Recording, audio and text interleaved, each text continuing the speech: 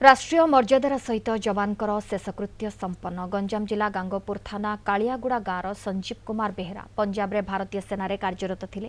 तांको बाल्य बंधु बसंत स्वाई राज्य बाहर एक घरोई कंपनी रे काम करथिले।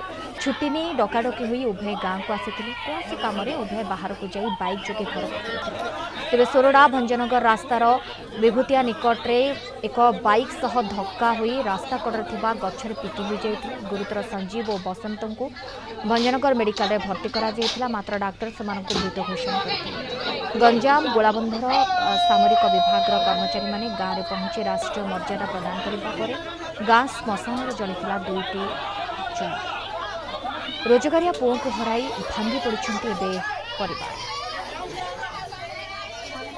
3 जन व्यक्ति दुईटी बाइक रे जाइथिले सोरडा रु फेरिया समय रे विभूतिया ठारे बाइक पछाड़ धक्का बाजी एक्सीडेंट है दुर्घटना घटला जोटि की स्थानीय लोक खबर पाई से उद्धार कले भंजनगर मेडिकल डायरेक्ट आणले।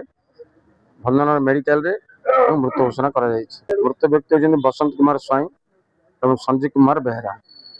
संजीव कुमार बेहेरा से आर्मी रे सर्विस करछन्ती और बसंत कुमार से बसंत स्वाई कंपनी रे काम करथिले बुलिया को आइथिले गाँव राति सारा होई गाड़ी एक्सीडेंट होई ता पैसा कोन थिलो से तो कोटी भोजी खाई जाइथिला। मु तो ड्यूटी थिली मु जाननी रात 11टा खबर मिला जे हॉस्पिटल रे भर्ती होइछन्ती।